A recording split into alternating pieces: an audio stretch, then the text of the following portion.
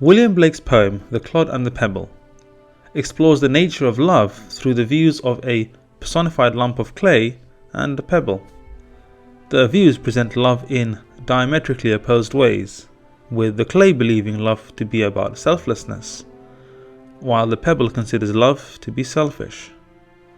And it is through the associations of these two materials that Blake leads us to think about a middle route and what love really should be.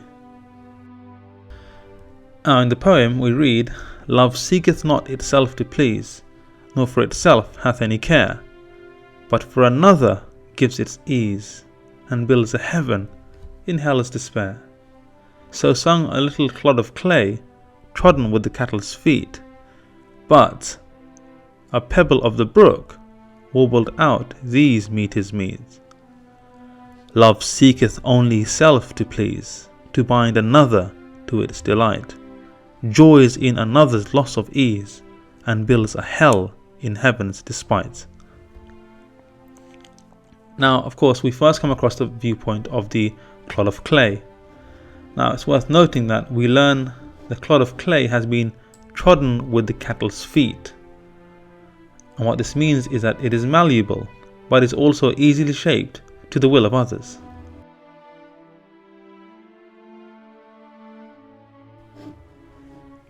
However, the pebble has been hardened by its time in the brook, and therefore offers resistance to any who would seek to use it for their own purposes. So it is interesting that we learn that the pebble has been hardened by the brook.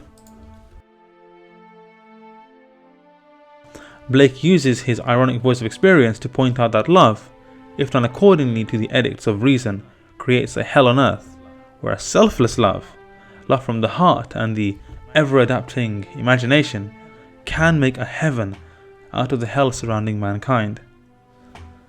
Nonetheless, we have of course here two different points of view on love.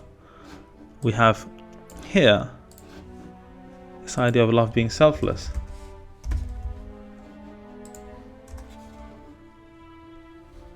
and we have down here this point of view of love being selfish. And Blake does not allow the reader to side completely with the pebble in its view on love. You would think that perhaps because it's the second view that comes a bit in the poem, it is the view that's being left with the reader. However, Blake actually allows the reader to make their own judgment. And the way we know this, the way we know that Blake asks the reader to make their own judgment, is because we have a balance in these points of views. We have these two balancing lines.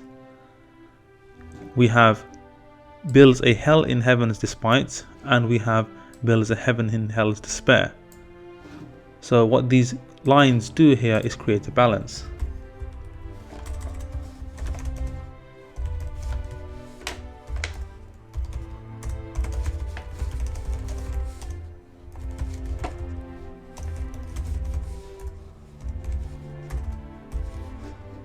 What these lines do is they create a balance, and what that means is that the reader has to make their own judgment on which points of view they would like to choose and which they agree with, whether it's selfless or whether it's selfish.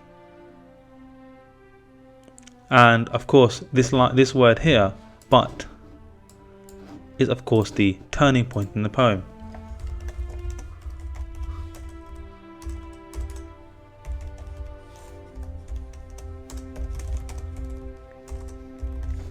And it's where the other viewpoint on love appears.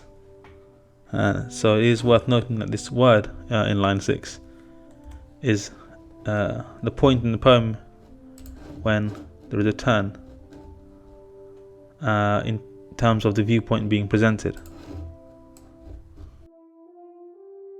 Now, it is worth noting that in terms of its structure, it's not very complex.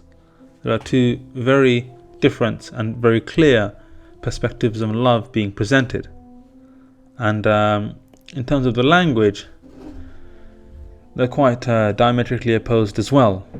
and it's almost as if there's a mirroring effect in the language. So here we have love which seeketh not itself to please. This is because, of course, the love here is selfless rather.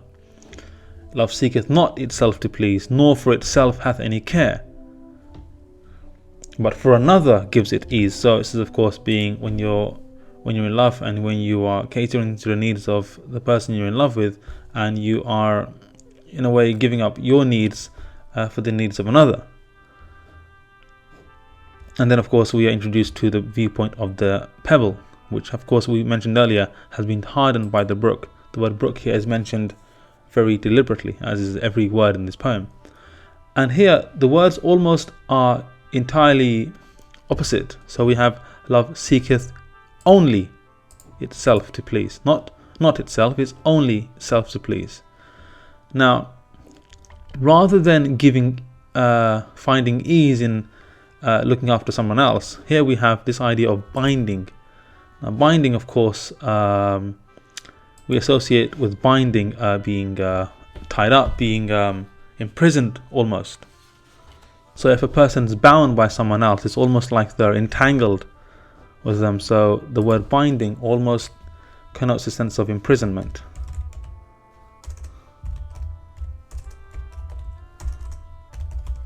And being tethered and tied to another, when you almost ensnared to another through the act of love. So to bind another to its delight, and how it joys in another's loss of ease. So it's almost as if the person in love is finding joy in the other person's loss of ease, and builds a hell in heaven's despite. So it almost creates a living hell for the person, because they are never at ease. And there is some truth to this in the sense that when you're in love, you are vulnerable, and if you don't take care, then your world can become a living hell.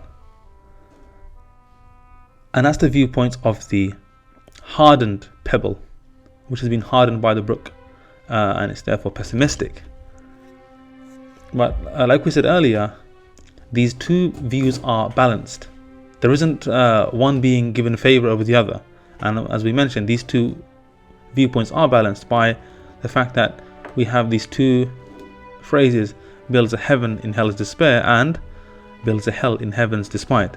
So it's up to the reader to decide which they decide to go with.